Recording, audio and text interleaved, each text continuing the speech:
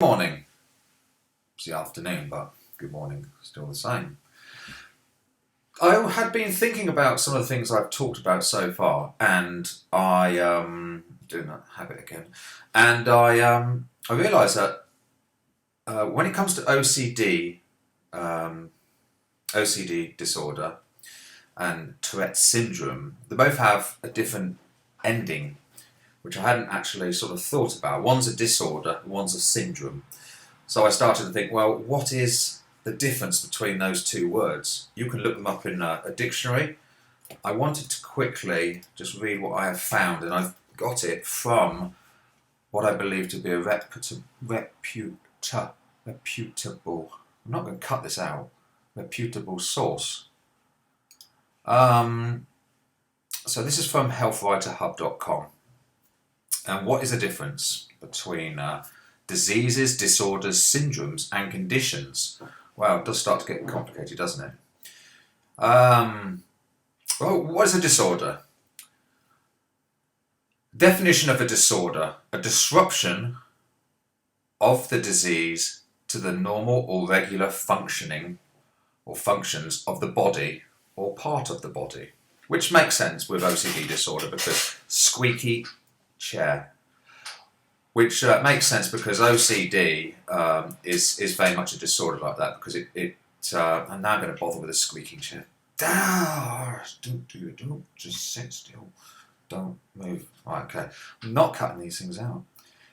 Okay, so disorder. Yeah, OCD is a disorder because you're constantly having these sort of irrational having to check this, check that, do this, do that. And that's a disorder. So, for example, a disorder resulting from... Oh, I'm not going to read that, it's too complicated. Disorders can be classified into the following areas: mental, physical, genetic, emotional, blah, blah, blah. Well, let's just keep it straightforward. Let's just keep it to what we're talking about, which is the differences between OCD syndrome, OCD disorder, and Tourette syndrome. A syndrome is a term that refers to a disease or a disorder that has more than one identifying feature or symptom. Okay, well, we've talked about Tourette syndrome, and there's lots of different tics and motion tics, verbal tics, basically loads of little habits. And the definition of a syndrome here is a collection or set of signs and symptoms that characterise or suggest a particular disease. And then it starts to talk about Down syndrome and a few other things. And a condition, seeing as this is on here, I might as well read it out. A definition of condition: an abnormal state of health that interferes with the usual activities or feeling of well-being. God, I should just start this again. Well, anyway, stuff that. What I would like to talk about is the differences between the compulsions that you do with OCD, which I am diagnosed with, and the tics, which are the habits of the nervous twitches and things, which I'm partially, well, I was borderline for Tourette's. So I have an understanding of Tourette's, but I don't have it to a really severe, it's not really severe for me, fortunately. And what struck me recently was I was thinking about, okay, I get twitches, I have to do things with my neck and different things and all this. Really annoying. And they're like kind of like, I'm sort of spontaneous. I'm trying to do now. Do that. Oh, bloody hell. Now I've sworn. Beep. So you do that, and then you do that enough times, and then you pull your back, and then it really hurts.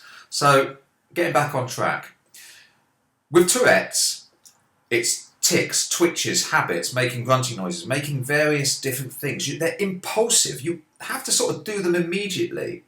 Whereas OCD, yes, you do have to turn your light switch on and off, and you have to check things, and you have to go back, and you have to check things. But there is a difference between the habits, I would call it, that you get with Tourette's and the habits that you get with OCD. And I was thinking exactly how to explain this.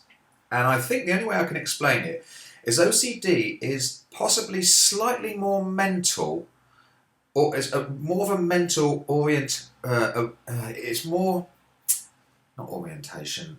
It originates deeper in your mental state, so to speak. It's more thought. It's more of a you think about it more. So it's often tied in with rational or irrational reasons. You may check your lock 20 times, 5 times. You want to make sure that the door is locked. Okay, that's a rational reason, but it's an irrational response. So you don't need to check it that many times. But the point I'm trying to say is with OCD, the things you do, you believe there is a reason for doing them. Now with Tourette's, and this is the interesting thing, because I get both of these, so I'm able to analyse them both in myself. The way to describe Tourette's and the habits, like I've just done some mild examples, and I'm going to leave them in, when I'm under pressure, and I'm not particularly under pressure here because I'm aware that I can stop this and delete it, but if I'm under pressure I can get some worse ones, and I had some in the supermarket earlier. It was quite annoying. But, I just pretended that I had sort of like to keep checking my back and stuff, and fortunately I passed as a sort of fairly normal, appearing to be a fairly normal person, and I just pretended that maybe there was something on my back. So that wasn't normal. Anyway, never mind. With Tourette's, the tics, the twitches, the winking, the making noises, it feels like a sneeze. It feels like it feels either like you've got an itch and you've got to do it, you've got to alleviate it, or it feels like, you're going to sneeze. It's going to be a sneeze, and it's very hard to control, and you don't know exactly when it's going to hit you full blast. And that's why when I went into the supermarket today, I thought, don't start doing that looking over your shoulder thing, you idiot, because you're going to look like a complete moron. Idiot, moron's a derogatory word to use, or I don't know what you're allowed to say and not say nowadays. But anyway, I felt silly, and I did my things and just hoped no one was watching, and just kind of like felt a bit embarrassed. But kind of used to it after 48 years. So the difference is that with Tourette's, people with Tourette's, they're very spontaneous, these things. They can really, really hit you, and like a sneeze, you can't really stop it. But there are times when you can stop yourself sneezing. And with Tourette's, even though these things just sort of grasp you and you can't seem to stop it, you can really, really oppress yourself. Like if somebody put a gun to my head and said, well, I'm going to shoot you if you do a tick, a twitch, then I would be able to go blinking out. I don't want to be shot just yet.